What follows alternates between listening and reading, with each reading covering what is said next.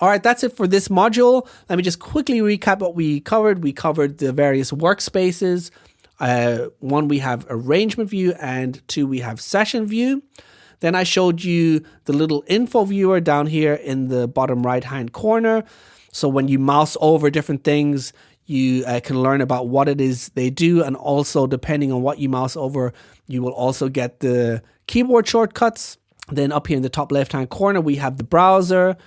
We have collections, where we can use different colors and tags to organize our various assets in our browser. Then we have categories, which I have drums, instruments, audio effects, MIDI effects, Max for Live, and plugins.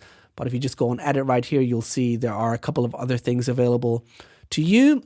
And then down here, we have places where we have the Ableton packs, which are the various sounds that Ableton provides depending on which version you have. The user library, where a lot of your own personal stuff is stored. The current project, where everything that is used in this current project is stored. And you can add your own folders here, depending on what it is you want to add to the places. So that's the browser. Then we went over some of the navigational controls up here, and also how to customize your workspace by moving stuff up and down, and also switching various things in and out. So my challenge to you right now at the end of this module is just go into Ableton Live and just, maybe start going through the browser, finding different sounds that you like, start organizing them into collections, so you have a bunch of sounds readily available to you when you start making music that you think, might be potential sounds for tracks. Start adding some folders with, samples or whatever it is that you already have on your hard drive that you might want to start using in Ableton Live.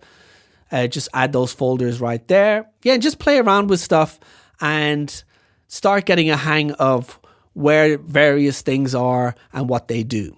Also, what I'd highly recommend is for you to read the 4th chapter in the Ableton Live 10 manual, which is called Live Concepts. If you don't read anything else in this manual at the beginning, just read the Live Concepts chapter, because in it you'll find pretty much everything that you need that is important about Ableton Live and what makes it tick, so to speak. All right, so get to work. Once you've done all of that, I'll see you in Module 2.